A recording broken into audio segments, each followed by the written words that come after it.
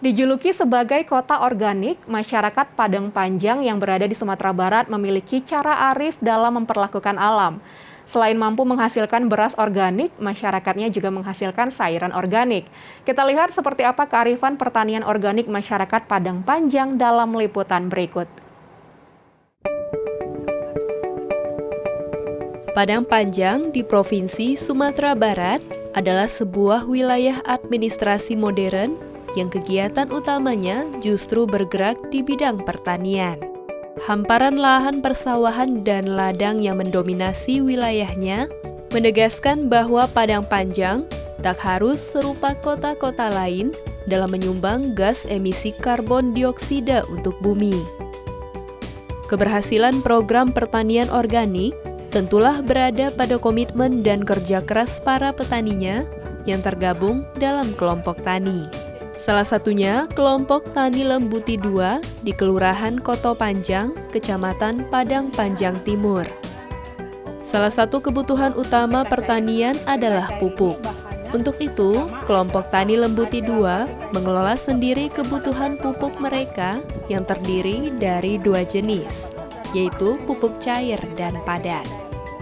ICS itu internal control system, jadi ditugaskan dari anggota kelompok untuk melakukan pengawasan terhadap anggota-anggota lain yang melaksanakan budidaya tanam organik. Dari peninjauan lapangan dilakukan pencatatan apakah sesuai dengan standar operasional prosedur atau SOP yang telah dibuat sebelumnya. Jadi mencari kecocokan antara kenyataan lapangan dengan aturan yang telah disepakati bersama. Selain pada lahan sawah, petani juga menerapkan prinsip organik pada lahan kebun hortikultura.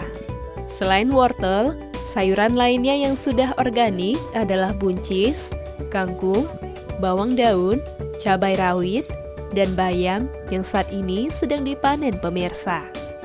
Usai melihat program pertanian organik, sekarang yuk kita melihat program peternakan sapi perah Kota Padang Panjang yang juga dilakukan dengan prinsip ramah lingkungan pemirsa, di mana programnya berintegrasi dengan bidang pertanian dalam penyediaan pupuk kandang. Kalau kelompok tani Permata Ibu ini udah lama, ini 1981 nih berdirinya, jadi sudah lama. Jadi awal-awal sapi perah masuk ke Sumatera Barat itu kita ada beberapa KUD yang dapat di wilayah Sumatera Barat. Salah satunya kita di Padang Panjang ada KUD Madia namanya. Dan kita juga di kelompok tani Permata Ibu merupakan awal juga kita di Sumatera Barat mendapatkan sapi ini. Koperasi yang berdiri pada tahun 2010 ini tidak hanya memasok kebutuhan protein masyarakat, tetapi juga berkontribusi dalam menyediakan pangan yang sehat dari limbah kotoran ternaknya. Kotoran sapi dari kandang akan diolah menjadi pupuk kompos di ruangan khusus ini, pemirsa. Sapi-sapi yang ada di sini berjenis Friesian Holstein yang merupakan sapi perah paling populer di dunia.